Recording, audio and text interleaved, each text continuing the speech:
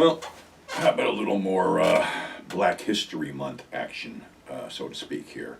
And something, I don't know, it seems to be not very well addressed, but okay, like I said, 70 years old. I grew up watching The Little Rascals on TV. And I know a lot of people feel that The Little Rascals was racist and all kinds of other shit. But, you know, the whole thing was, you grew up watching this stuff, and it's sort of like, okay, this stuff was done in the 30s, and I was born in the 50s. So, you know, as I grew up watching this stuff, we sort of emulated what they did. We built shit that, you know, would break and blow up and stuff, and, you know, hot rods, soapbox derbies, the fire, you know, whatever they did, we tried to emulate. And, you know, the whole thing was, I didn't differentiate between anybody there because my favorite ones were the early ones, and in that one, you know, there was, you know, it was an interracial group. You know, Farina was, you know, the black dude in that, and he would be hanging out with Joe Cobb and going fishing. So, you know, it always rubbed, you know, this worked. This was the way things were. You know, kids got along, kids played together. You know, color never sort of entered into it until later. But anyway, actually, Alan Farina Hoskins was in 106 episodes, more than any other our gang member. And his last contract, this was in the 30s, remember, this is in the 30s, was $350 a week. I didn't make $350 a week until I was a mechanic in the 80s.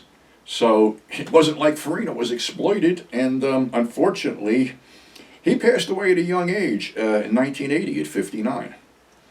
And the other, you know, there was basically 3 African-American actors, as far as I can remember, in The Little Rascals. I don't know if the little kid Cotton ever went anywhere. He just seemed to be there.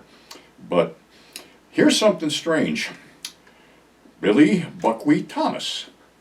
Okay, now, when Buckwheat first appeared, he was a female character. So basically, Billy was cross-dressing at a certain point until they hit Pinch Singers in 1936, and that's where he became a masculine character. Strange, as we have this thing going on today where, you know, there's a bunch of bullshit going on about children who identify as transgendered and they're outed and shit like that. But now here you're going back in time where you basically had a transgendered or a cross-dressing kid in a series. And like I said, you know, he, you know, morphed into, you know, a complete male figure in Pinch Singer in 1936, but prior to that, he was wearing basically a dress and ribbons in his hair. So, you know, strange how things progress and change, but actually nothing really changes. Shit sometimes stays the same. And the other one was Matthew Stymie Beard. And in a personal quote, Stymie had said that the name Stymie was basically offensive to his race, but basically it was during the Depression and they had to feed the kids and stuff. I always thought Stymie was cool. I know he murdered the English language, and I loved him for it. And he was in a bunch of episodes, sort of like the middle of the run.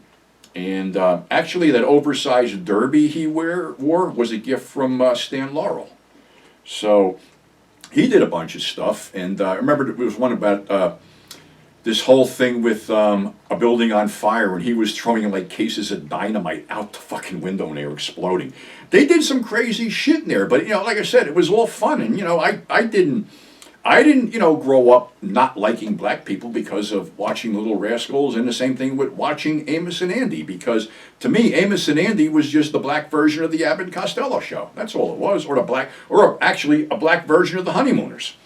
So it really never hit me one way or another whether any of this stuff was racist or not. And you know, then people nitpick today and say it is. Well, maybe back then it wasn't, you know, identified as such, but I can see there was some shit in there that was like totally out of hand, like when they did the Uncle Tom's Cabin deal and they were whipping Stymie and shit like that. Just, you know, a bunch of fucked up stuff. But then this stuff came out of Hal Roach Studios, you gotta remember. And they weren't exactly sterling in their treatment of anything, because they did that film 1 Million BC where they used real lizards and they were fucking killing real lizards. They were throwing, you know, these poor things into the fire and volcanoes and shit. So they weren't actually a sterling, you know, outfit to deal with. But like I said, I grew up watching these characters, and you know, they were kids just like I was a kid, and that's what I identified with. And unfortunately, all these guys seem to die at a really young age and almost close to the same era. Stymie passed away in 1981 at age 56.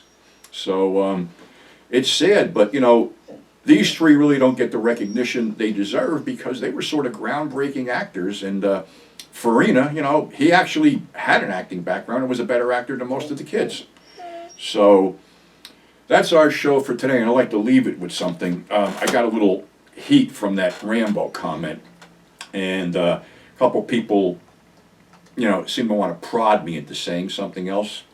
I'm not looking to get into pissing contests on this channel or on YouTube. I say something, I say it. You want to take me to task for it, that's your prerogative. But, in all the time I've been here, I basically just shit on one movie and gave my opinion of it, and two people jumped on me, which I say is your prerogative. But then I get this whole thing of what I have done with in some circumstance. Well, I'll tell you something. You want to know what I would have done? It's documented. It's in my book, A Whole Bag of Crazy, and if you want to read that book, it's $29.95. Send that to PayPal to Mr. MR 42P Mr. 42nd Street MR 42 ND Street spelled out, Pete spelled out at yahoo.com, and I'll be glad to sign a copy and send it out to you.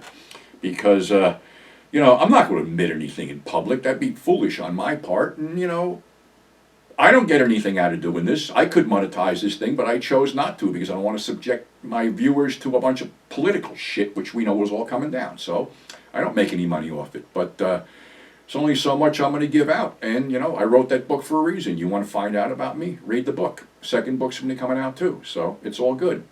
So until next time, thanks for subscribing. Thanks for tuning in.